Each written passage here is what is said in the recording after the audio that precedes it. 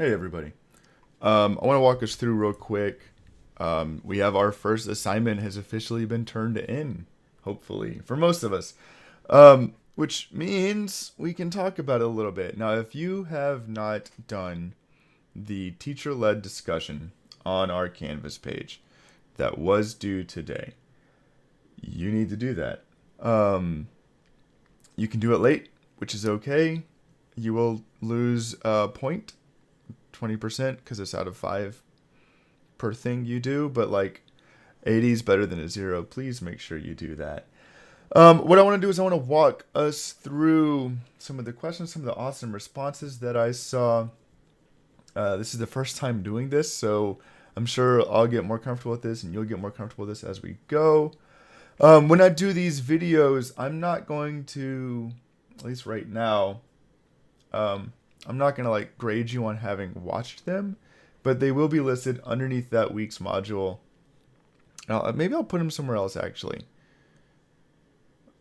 I don't know. We'll figure it out. These will be accessible for you guys to come and check out whenever you want, and we'll try to make good use of it. All right. So this is our first of 2 weeks talking about chapters 16 through 20. We're spending a lot of time on this first half of part 2 in A Thousand Splendid Suns because it's important. It's such a shift from Mariam going into Layla.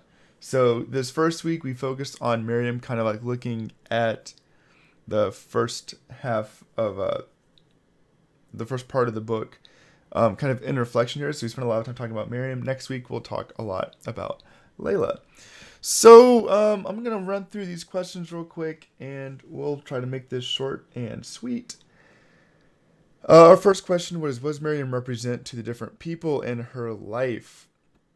How do these varied representations impact her actions and decisions? You guys did an awesome job of addressing this. Because it's complicated, right? We have a lot of trouble figuring out exactly who Mariam is, because to Nana, she's something to be protected and like sheltered from the world. To Jalil, Mariam is something Jalil's conflicted with because he wants her to think that he loves her and cares about her, but in reality, she's kind of she's his shame. She's a burden, right? And then with Rasheed, Mariam is property and Mariam is opportunity. Shane, you did a great job here at the very beginning of kind of analyzing all these different roles she fits. So good job. Mariam is, for Rasheed, supposed to be the ticket to what he wants, right? Rasheed really wants a son.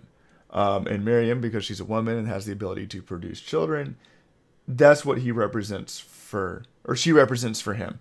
When she can't, he starts to treat her even worse, right? And so Mariam definitely kind of becomes, I guess, a burden as well, right? In fact, you could argue, and I feel like somebody said this, if they haven't, we were really close to it, that pretty much to everybody she interacts with, Mariam feels like or is a burden. I think we can include herself in that as well, right? For Nana and Jalil, she's a shame, but she's also something to be protected and kept secret and kept safe. And she becomes, like, at least in some way or another, the center point of their lives. With Rasheed, because she can't produce children, she's a burden. And then with herself, like, she definitely deals with some self-perception issues from the very beginning, and all of the terrible stuff that happens to her doesn't help that, right? So we want to start thinking about how that would affect somebody and how it might kind of temper the kind of person she grows up to be. So let's keep an eye on that as we move forward. So the second question I asked you guys was, what does being a mother mean to Mariam? And how does this prospect of motherhood influence Mariam's self-perception? Probably shouldn't pop my knuckles. I'm sure that was horrible on audio. So this is interesting because all Mariam knows about her role as a woman for most of her childhood comes from her interactions with Nana, who's a mother. And so for Mariam, like, being a mother, being the woman of the household is what she's been trained to be, it's what she's expecting to be.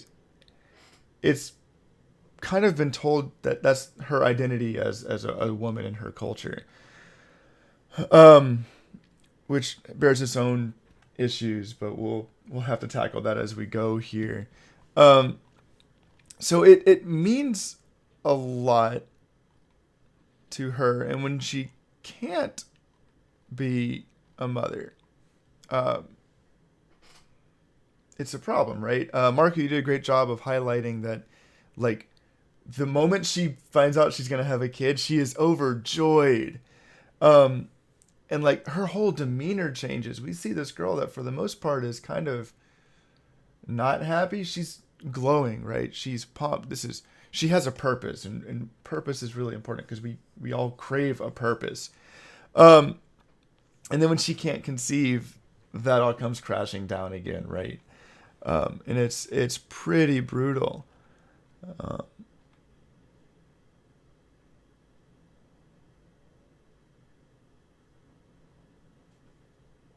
Uh, some of you guys, by the way, as I look through these responses, don't forget I need quotes in your initial response. Some of you did not give me an initial quote. You did great in responding to each other, and you don't have to quote then, but in your first responses, the four questions I posed, please give me a quote to help support what you're saying.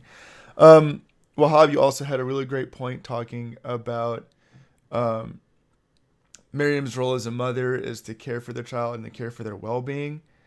Um, and it kind of tempers her self-perception a little bit.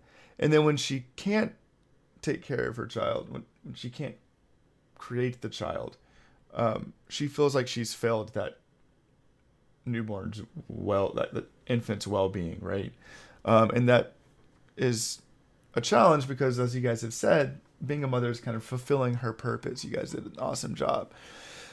Question 3 asked, what role does fear play in Miriam's life? We talked about this one a lot. I think we hit the ticket with this. Miriam, how does Miriam's fears change throughout the course of the story so far? Miriam lives a life of fear, at least from what we've seen, right? And you guys did a great job of processing that. Um, Mahalia, fear plays a role that Mariam can't speak of what she thinks because she may be too afraid of the outcome. Again and again, she can't say what she wants to say because she's afraid of upsetting Jalil. She's afraid of the Jinn coming back for Nana. She's afraid of all of Rasheed. Um, like Rasheed has a gun. We talked about this in class before we were locked away at home. Like, that's significant.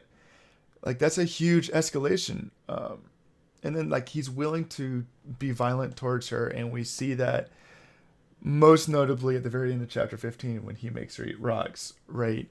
Um, it's intense. I forgot who it is that brought up the fear of the Jinn coming back. If that was you, that was an awesome thing to bring up. Her whole life has been shaped by fear. Will, it was you. It may have been somebody else as well, but I see it in Will. Good job, Will. That's clean. I like that. Very good point.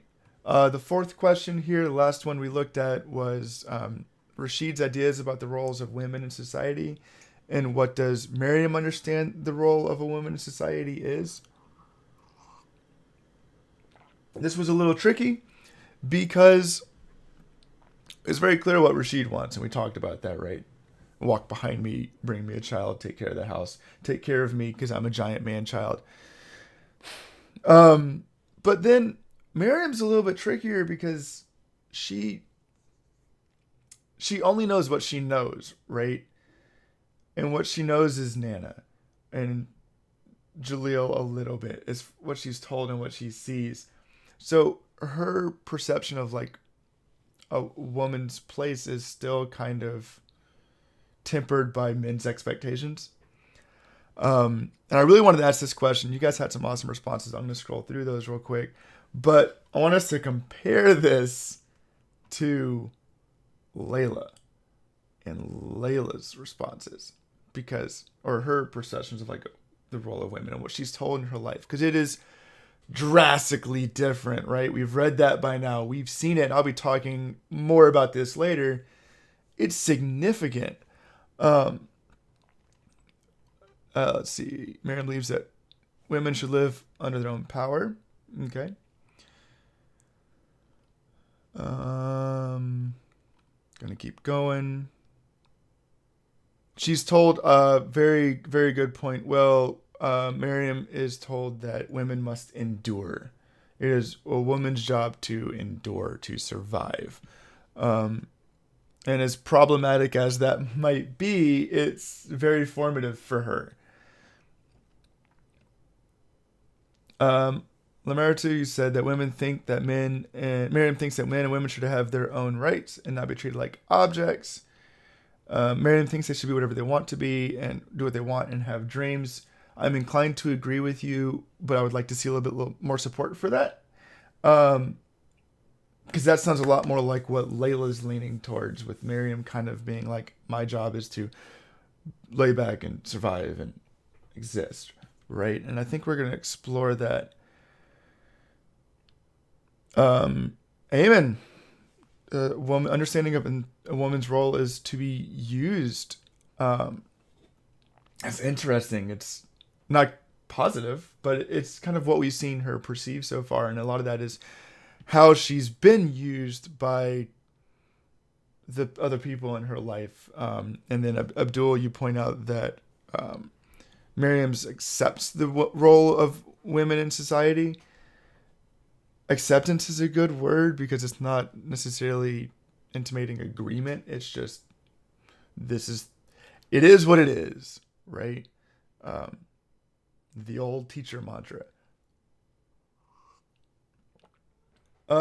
So that was awesome. I definitely did not highlight everybody who said things. You guys had some really great input. Hayden, very detailed response. No one's replied to that. It'd be a great thing to reply to if you haven't done that, or you just want to check it out. I know some of us write a little bit more. You've got to read all of these things. You guys are doing, Jalen, thank you so much. You guys are doing such a good job of transitioning here to the online setting, and I do appreciate that. Make sure you are responding to these different questions.